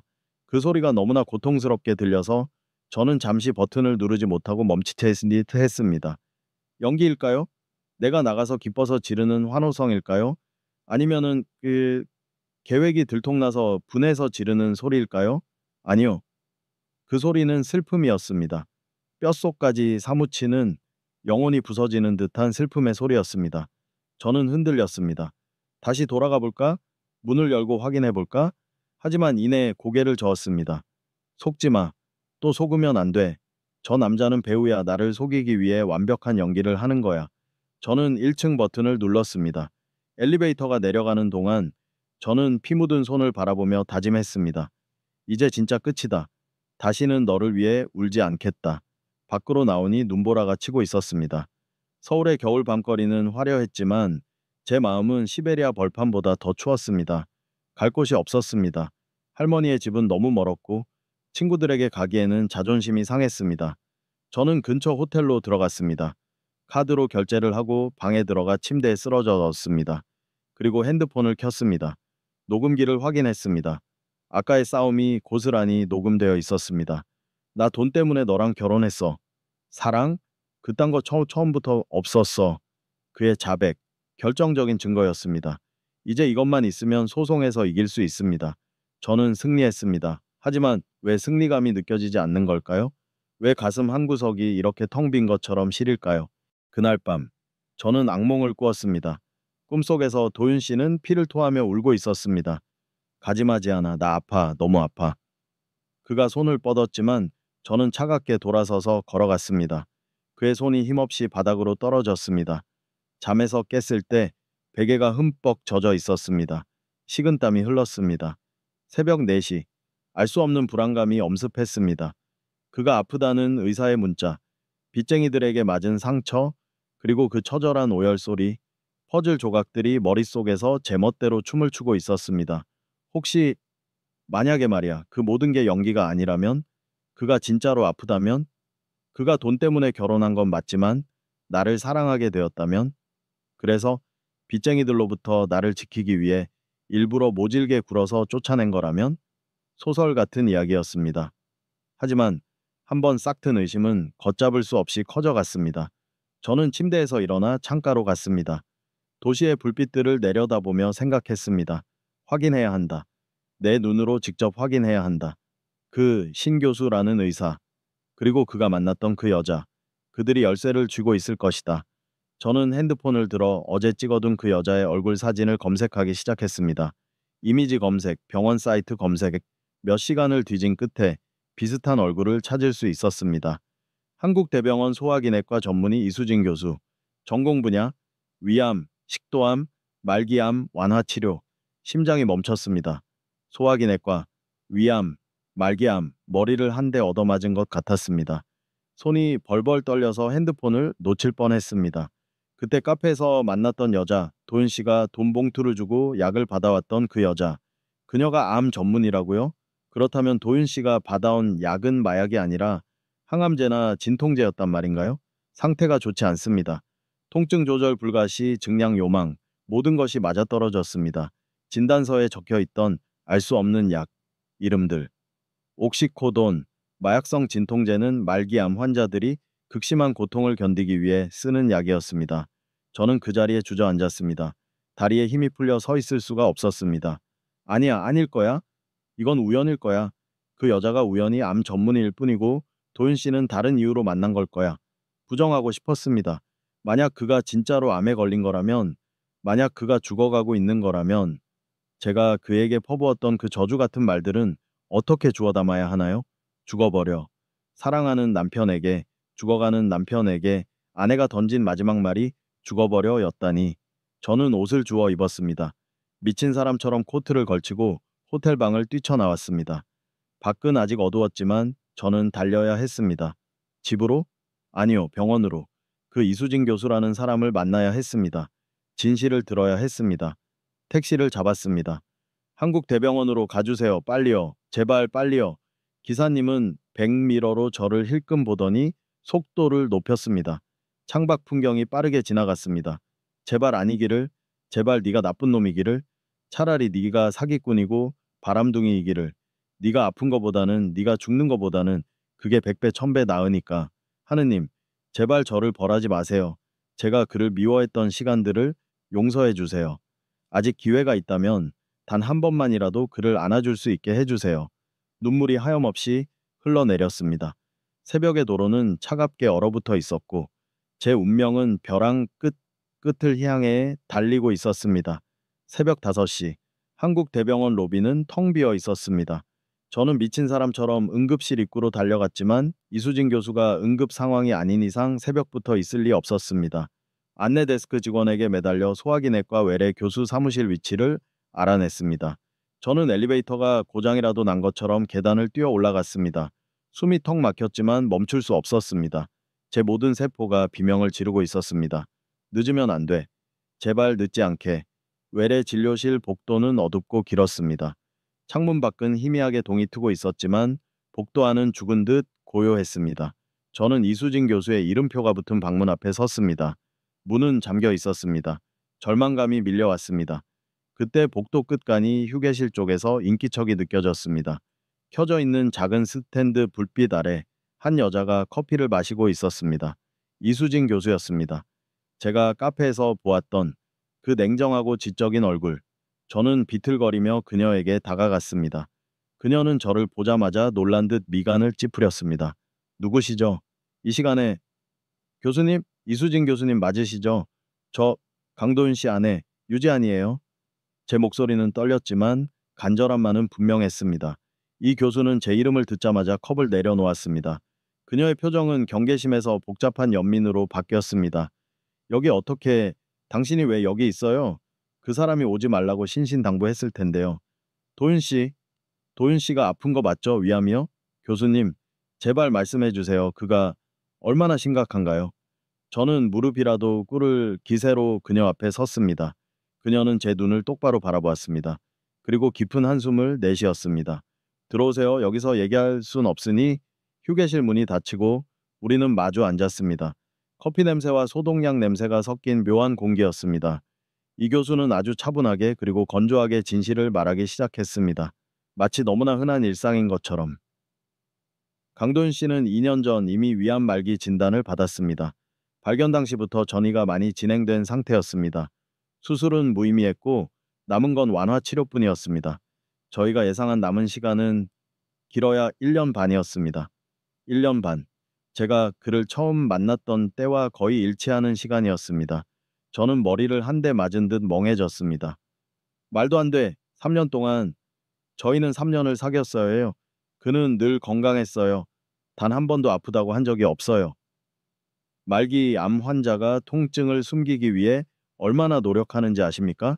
강도윤 씨는 통증이 극심할 때마다 병원으로 몰래 와서 진통제를 맞고 돌아갔습니다. 결혼식 때도 이미 온몸이 통증으로 망가져가는 상태였어요. 그가 당신에게 차가웠던 건 당신이 싫어서가 아닙니다. 당신이 그의 병을 알게 되는 게 싫어서였습니다. 그녀는 테이블 위로 서류 몇 장을 밀어 놓았습니다. 강도윤의 진단서와 함께 제가 봤던 그 부동산 권리양도 약정서에 사본이 있었습니다. 이 계약서 오해하고 계시더군요. 강도윤 씨는 이 땅을 탐낸 게 아닙니다. 오히려 당신을 구하려고 했던 겁니다. 이 교수는 제 할머니의 땅에 얽힌 진실을 말해 주었습니다. 할머니가 돌아가시기 전 오랫동안 연락이 끊겼던 삼촌이 그 땅을 담보로 사채를 끌어다 썼고 그 빚이 걷잡을 수 없이 불어났다는 것입니다. 사채업자들은 삼촌이 아닌 유일한 상속녀인 저를 타깃으로 삼았습니다. 그들의 목표는 저를 납치하거나 협박하여 땅을 강제로 넘겨받는 것이었습니다. 강도윤 씨는 이 사실을 우연히 알게 되었습니다. 당시 그는 이미 시한부 환자였지만 당신에게 반해 있었습니다. 당신이 위험에 처한 것을 보고 그는 결심했습니다. 자신과 결혼하여 법적인 보호막을 만들고 동시에 그 빚을 자신의 명의로 떠안는 것, 그리고 자신의 죽음이 임박하기 전에 당신에게서 이혼당하는 것, 그것만이 당신을 그 악랄한 빚쟁이들로부터 완전히 해방시킬 유일한 방법이었습니다. 그래서 계약서에 1년이라고 적혀 있었군요.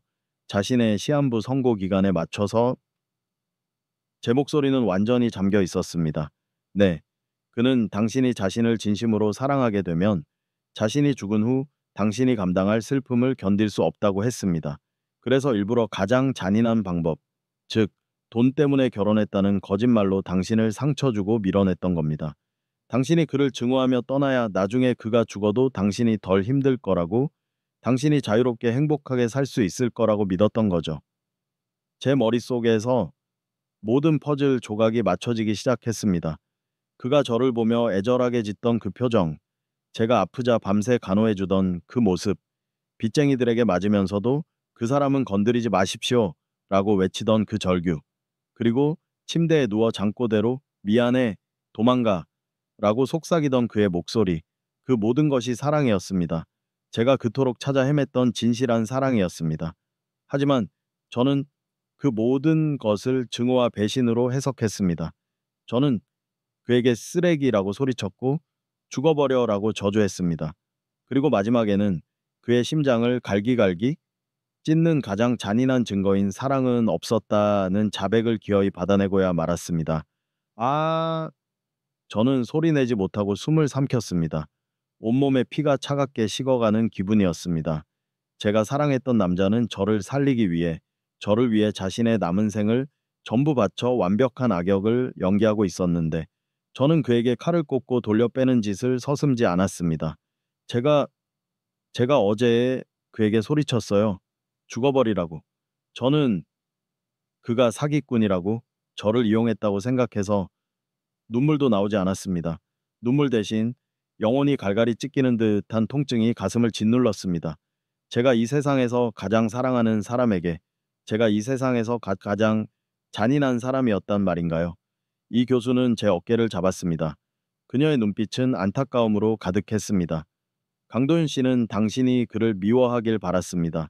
그래서 당신이 변호사를 선임하고 이혼 소송을 준비하고 있다는 사실을 알고도 아무 말 하지 않았습니다. 오히려 잘 됐다고 생각했을 겁니다. 당신이 그에게서 빨리 벗어날 수 있을 테니까요. 안 돼요. 제가 그걸 가지고 녹음했어요. 그가 돈 때문에 결혼했다고 자백한 거. 그걸 가지고 그를 법정에 세우려고 했어요. 5억 원짜리 생명보험도 그가 저를 죽이려고 든 미끼인 줄 알았어요. 아닙니다. 그 보험은 이미 3년 전부터 당신이 수익자로 되어 있었습니다. 당신의 미래를 위한 마지막 준비였습니다. 그는 자신이 죽으면 당신이 빚도 없이 그 땅도 지키고 최소한의 생활비로 쓸 수 있는 돈까지 남겨주고 싶어 했습니다. 강도윤 씨는 당신을 세상에서 가장 사랑했습니다. 그게 그의 유일한 죄였습니다. 저는 머리를 감싸 쥐었습니다. 모든 것이 무너졌습니다. 제가 계획했던 복수는 복수가 아니었습니다. 그것은 저에 대한, 그리고 그에 대한 가장 참혹한 저주였습니다. 교수님, 그가 지금 집에 혼자 있어요. 어제 제가 소리를 지르고 나온 뒤에 그가 쓰러지는 소리가 났어요. 제가 외면했어요. 이 교수의 얼굴이 하얗게 질렸습니다. 쓰러졌다고요? 어제는 정기적인 고용량 진통제 투여 날짜였는데 그가 병원에 오지 않았습니다. 저희가 전화를 드려도 받지 않았고요. 통증 조절이 안 되면 위험합니다. 지금 당장 집으로 가야 합니다. 시간이 없었습니다.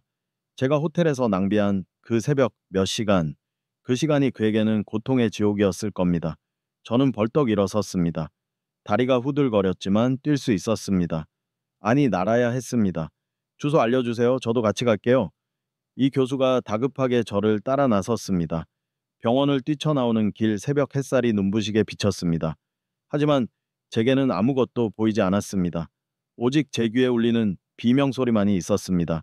제가 외면했던 쓰러지는 소리, 오열 소리, 그것은 고통 속에서 홀로 죽어가고 있는 남편의 마지막 신음이었을 겁니다. 택시를 잡았습니다. 빨리요, 개포동 강도윤 씨 집이요. 최대한 빨리 가주세요. 사람 살려야 해요. 달려가는 차 안에서 저는 기도했습니다. 신이 있다면 제발 이번만은 용서해 달라고.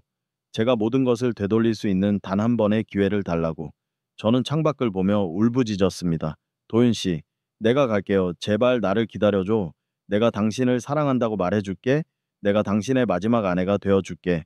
당신의 차가운 손을 잡고 당신의 곁에서 당신이 떠나는 것을 지켜볼게. 내가 당신을 용서하는 것이 아니라 당신이 나를 용서해 주기를 바랄 뿐이야. 제가 떠난 지 몇 시간 만에 집은 다시 지옥으로 변해 있을 것입니다.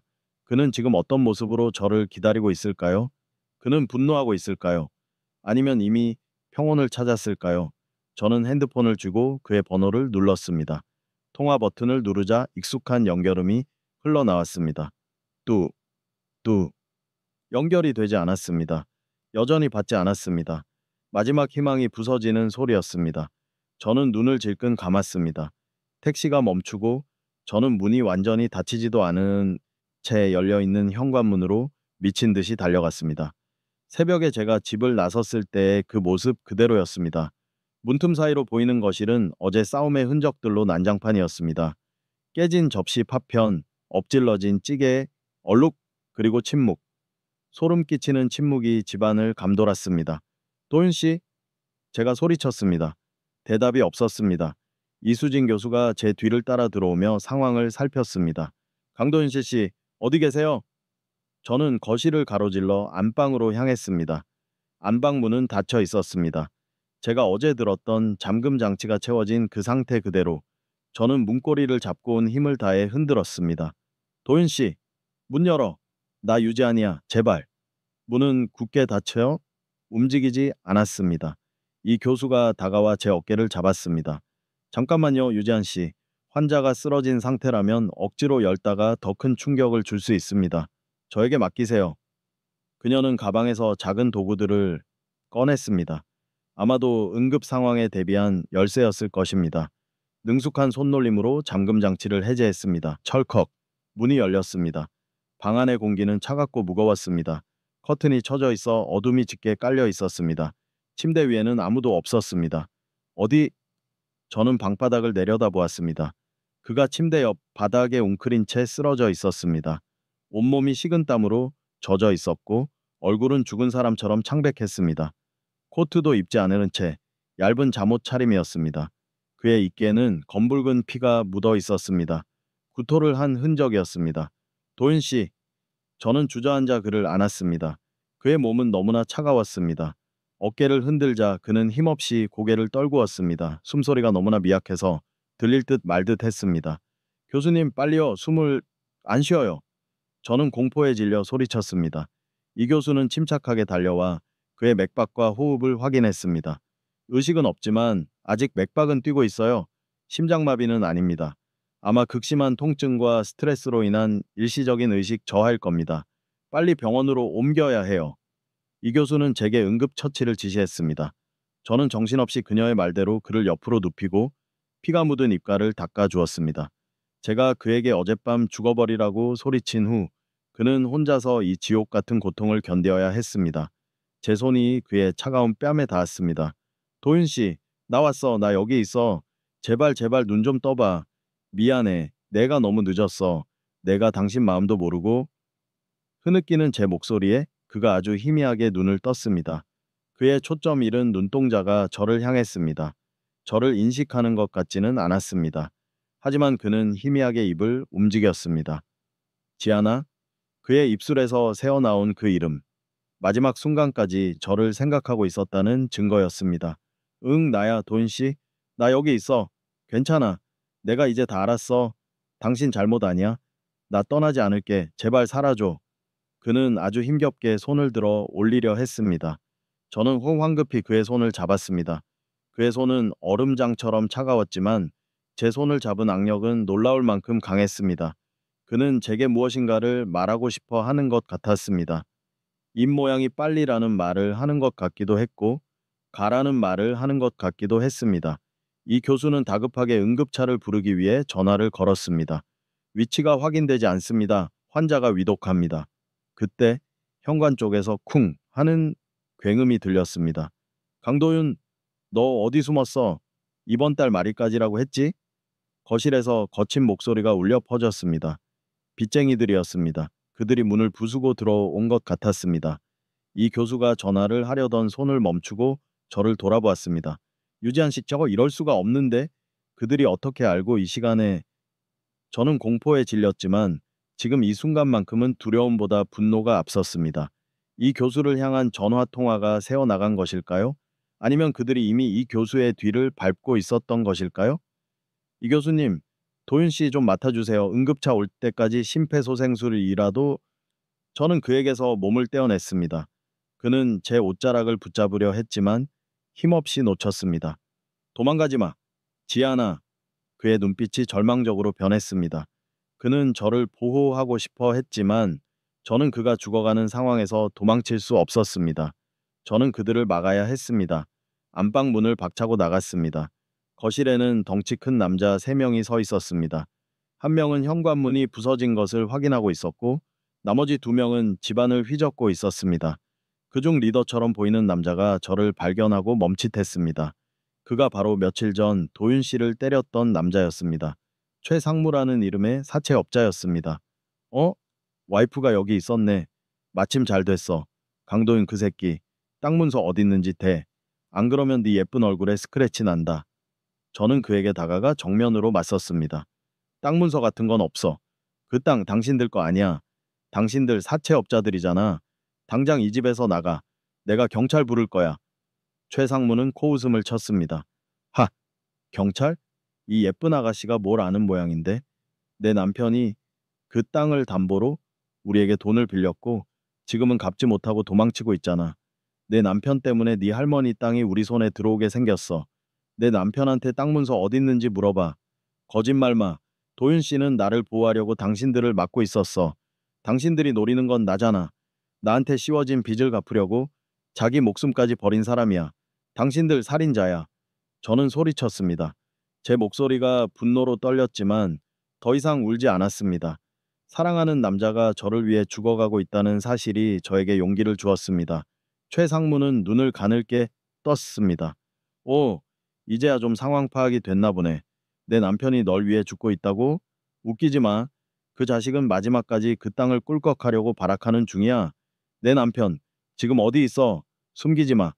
그들이 안방 쪽으로 걸어오기 시작했습니다.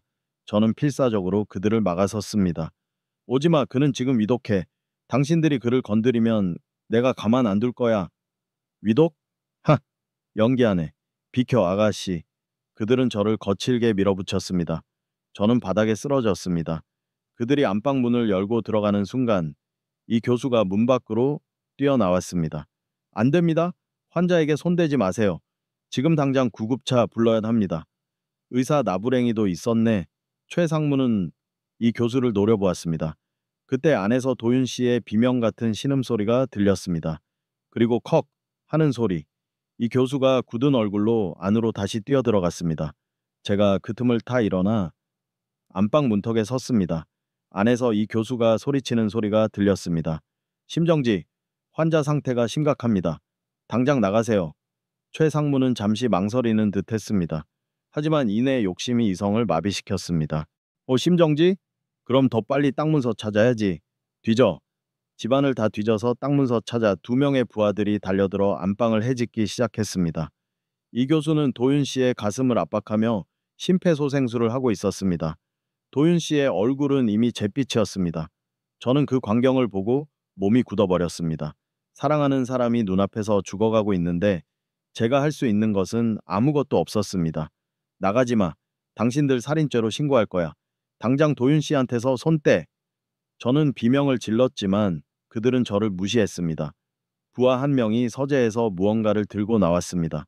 그것은 제가 증거로 보관해 두었던 그 두꺼운 건축학 전공 서적이었습니다.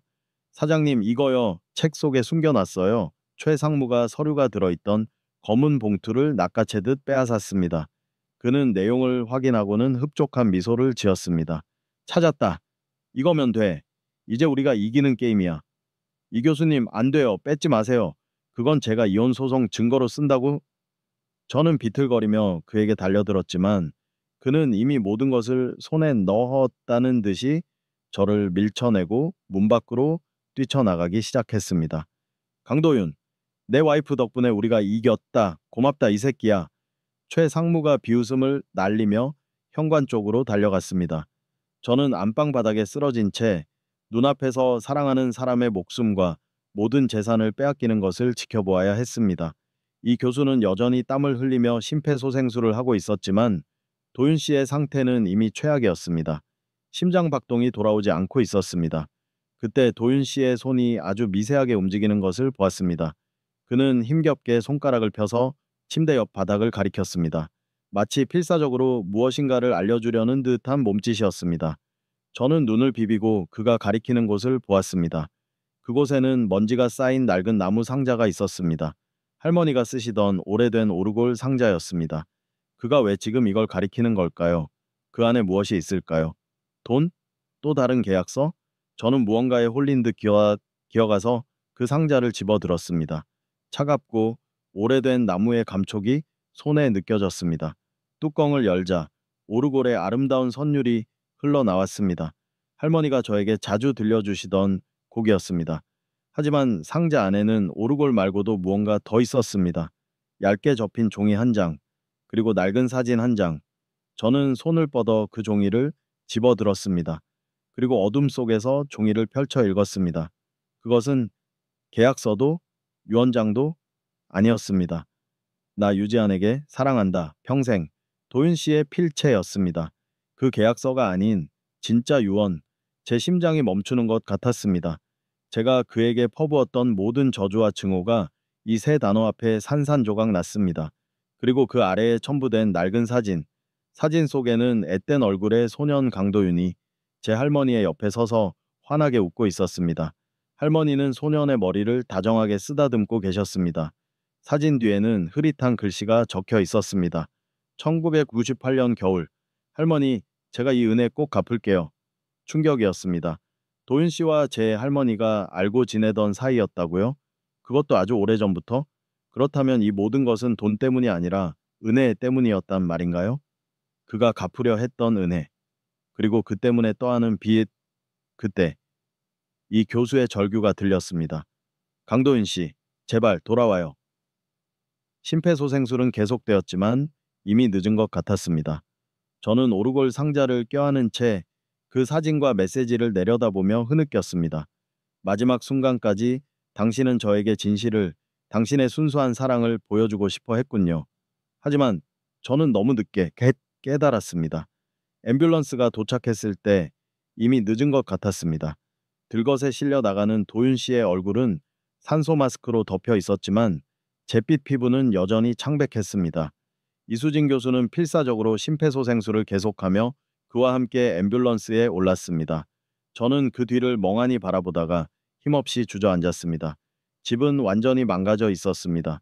부서진 현관문, 난장판이 된 거실, 그리고 안방 구석에 웅크리고 앉아있는 저. 하지만 제 손에는 제가 지켜야 할 단 하나의 보물, 낡은 오르골 상자가 들려 있었습니다. 상자 안에는 사랑한다는 짧은 고백, 그리고 할머니와 어린 도윤 씨가 함께 찍은 사진이 있었습니다. 그날 밤, 저는 병원 응급실 앞 벤치에 앉아 밤을 새웠습니다. 김 변호사에게 전화를 걸어 모든 것을 말했습니다. 사기 결혼이 아니었다는 것, 그가 시한부 환자였다는 것, 그리고 제 땅을 노리는 빚쟁이들을 막으려다 심정지로 쓰러졌다는 것까지. 변호사는 충격에 말을 잇지 못했습니다. 하지만 곧 정신을 차리고 말했습니다.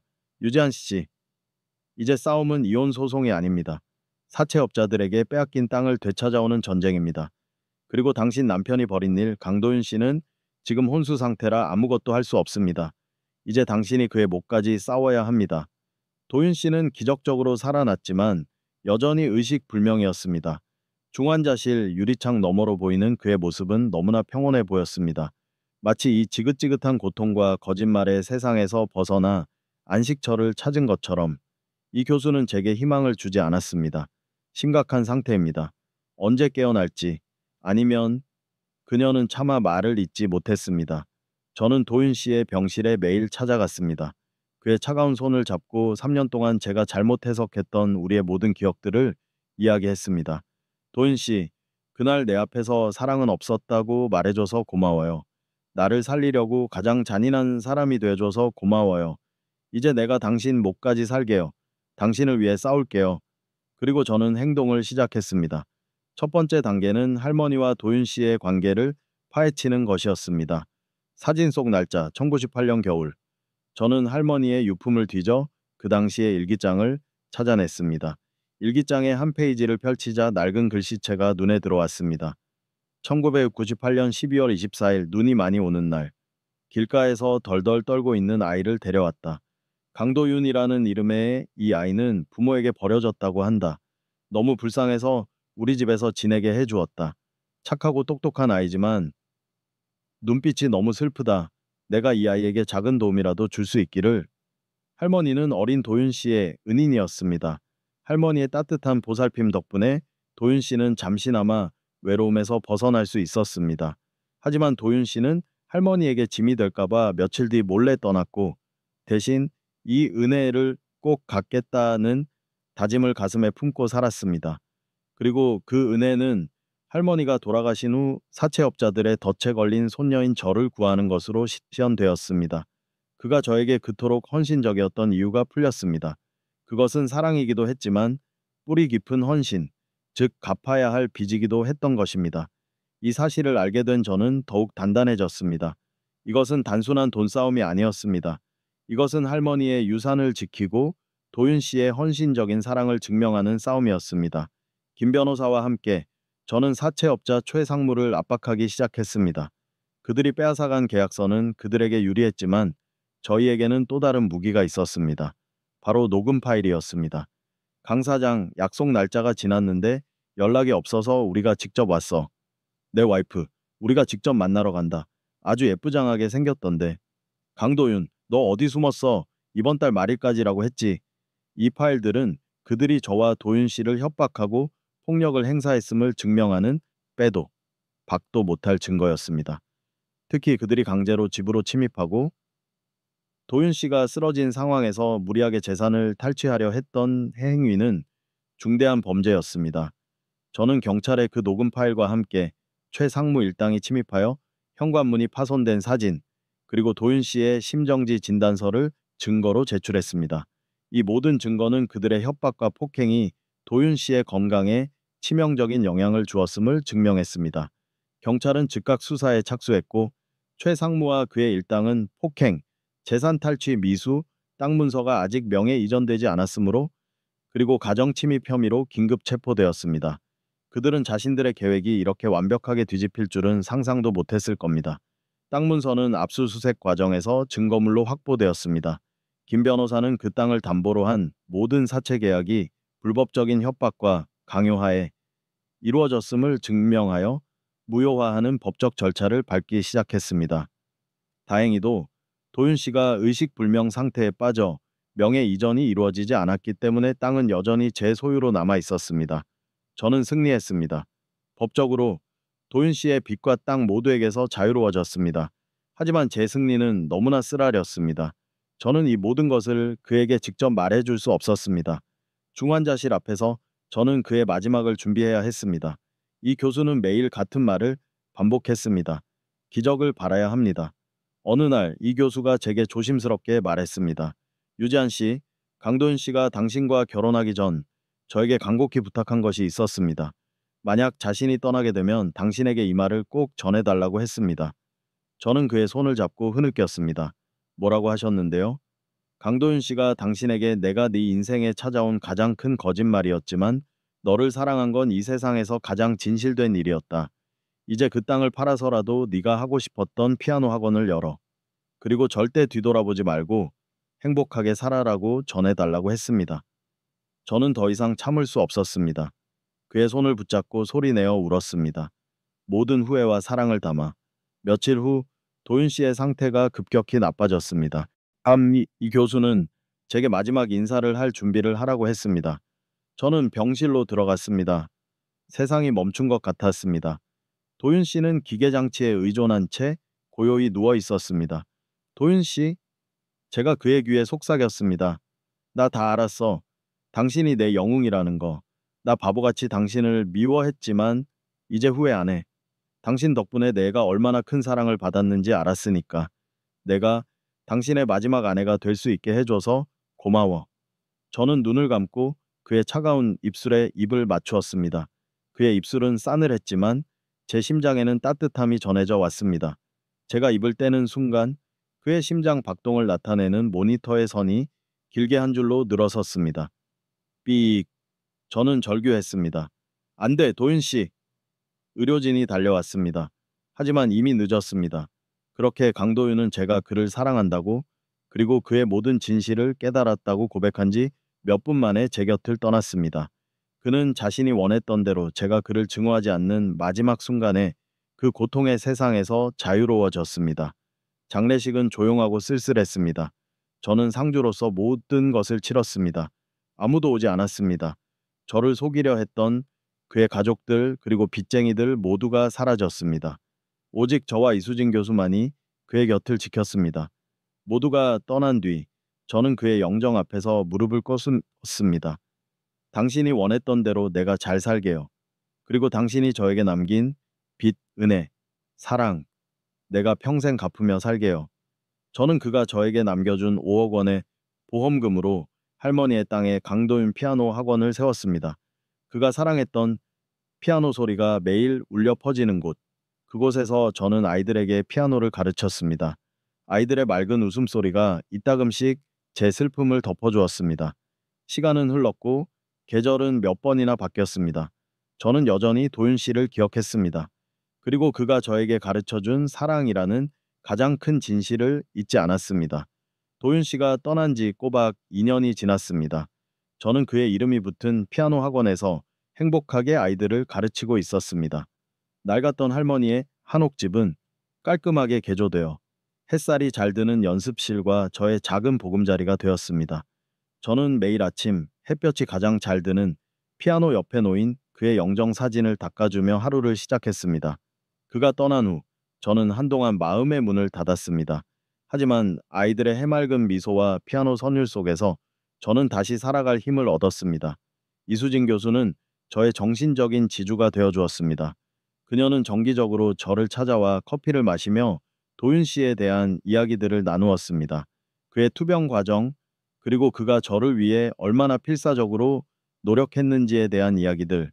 그럴 때마다 저는 그를 향한 미안함 대신 벅찬 사랑을 느낄 수 있었습니다. 어느 가을날이었습니다. 학원의 작은 정원에 단풍이 곱게 물들기 시작했습니다. 이 교수가 학원으로 찾아왔습니다. 그녀는 평소와 달리 무언가 망설이는 듯한 표정이었습니다. 유지한 씨, 드릴 말씀이 있어요. 이건 강도윤 씨가 당신에게 전하고 싶어 했던 마지막 부탁입니다. 그녀는 작은 보석함 하나를 제게 건넸습니다. 저는 깜짝 놀랐습니다. 이게 뭐예요? 강도윤 씨가 돌아가시기 일주일 전 제게 맡긴 겁니다. 당신에게는 2년이 지난 오늘 이 아름다운 계절에 전해달라고 했습니다. 저는 떨리는 손으로 보석함을 열었습니다. 안에는 작은 은반지 하나가 들어 있었습니다.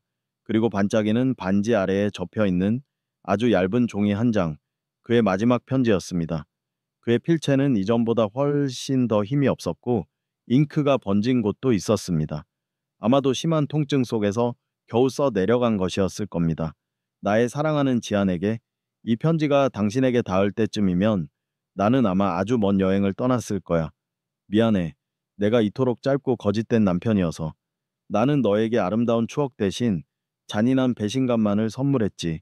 네가 나를 미워하게 하려고 나는 세상에서 가장 나쁜 남자가 되려고 노력했어. 하지만 알지 너를 사랑하지 않았다는 그 말이 내 삶의 가장 큰 거짓말이었다는 것을. 지아나, 이 보석함을 열어본 너는 이미 모든 진실을 알았을 거야. 이제 네가 나 없이도 혼자 행복하게 잘 살 거라는 걸 알아. 내가 마지막으로 너에게 부탁할 것이 하나 있어. 네가 나를 용서할 수 있다면 이 반지를 꼭 간직해줘. 그리고 이젠 나의 마지막 비밀을 말해줄 때가 된 것 같아. 내가 너에게 남긴 빚이 하나 더 있거든. 아주 작은 빚이. 네가 나의 마지막 부탁인 아이에 대하여 물었을 때 내가 너에게 소리를 질렀지. 미안해. 그때는 이미 너무 늦었지만 사실은 나도 너를 닮은 아이를 갖고 싶었어. 너무나 간절히. 내가 마지막으로 너에게 줄 수 있는 가장 큰 사랑. 그건 바로 너를 닮은 새로운 생명의 시작이었으면 좋겠어. 만약 네가 이 편지를 읽는 날 몸에 작은 변화가 생긴다면 절대 혼자 슬퍼하지 마. 이수진 교수에게 찾아가.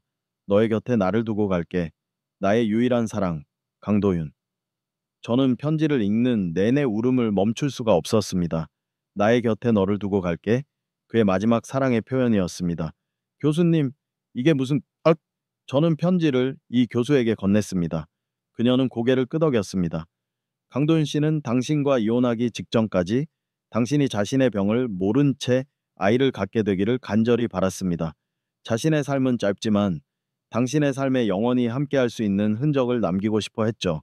제가 처음쯤 당신을 만났을 때 당신이 도윤 씨의 아이를 임신했다는 사실을 알고 제가 얼마나 놀랐는지 모릅니다. 네? 제가 임신을... 저는 머리가 하얘지는 것을 느꼈습니다. 네. 당신이 그를 쓰레기라고 몰아붙이고 집을 뛰쳐나간 그날, 저희 병원에서 정밀 검사를 받은 결과입니다. 당신이 깨진 접시 파편 위로 쓰러져 손을 다쳤을 때 강도윤 씨는 이미 이 사실을 알고 있었습니다. 그는 당신이 아이와 함께 살 수 있도록 필사적으로 그 땅을 사채업자들로부터 지켜야 했습니다. 그래서 그는 당신에게 더 잔인하게 굴었습니다. 당신이 아이를 낳고 행복하게 살 수 있도록 그를 증오하며 떠나게 만들려고. 그는 자신이 죽는 순간에도 저의 손에 아이를 안겨주고 싶어 했습니다. 제가 깨진 접시 위로 쓰러졌을 때 그는 저에게 소리쳤습니다. 놔, 필요 없어. 그것은 제가 아닌 제 뱃속의 아이가 다칠까봐 두려워했던 아버지의 절규였습니다. 저는 천천히 배를 쓰다듬었습니다. 아이가, 아이가 있었군요. 도윤 씨? 이 교수는 제 손을 잡았습니다. 강도윤 씨의 마지막 소원대로 당신은 그 아이를 낳았습니다. 그리고 당신은 세상에서 가장 강한 엄마가 되었습니다. 그가 남긴 것은 절망이 아니라 영원한 가족이었습니다. 그랬습니다. 도윤 씨가 떠난 지 7개월 후 저는 아들을 낳았습니다.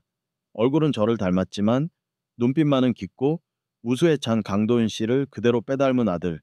저는 그 아이에게 강하늘, 캉하늘이라는 이름을 지어주었습니다. 하늘처럼 맑고 아버지만큼 강하게 살라는 뜻으로 저는 아들을 꼭 껴안았습니다. 그가 떠나기 직전 저에게 주었던 마지막 선물. 제가 그를 미워했던 모든 시간들, 그가 저를 위해 감당했던 모든 고통들이 이 아이의 맑은 눈빛 속에 보상받는 것 같았습니다. 저는 다시 피아노 학원으로 돌아왔습니다. 아들은 이제 2살이 되어 학원 마루를 기어다니며 피아노 건반을 짚어보고 있습니다.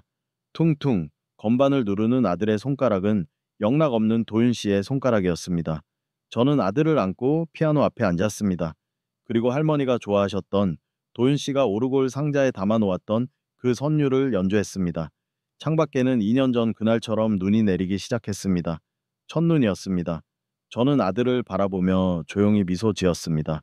아들 아빠는 내 인생에서 가장 큰 거짓말을 했지만 가장 진실된 사랑을 남겼단다. 이제 아빠 몫까지 우리 둘이 행복하게 잘 살자. 제가 이 세상에서 가장 사랑했던 남자는 저에게 남은 생을 바쳐 가장 완벽한 해피엔딩을 선물했습니다. 그의 잔인했던 거짓말은 저의 영원한 사랑과 구원이 되었습니다.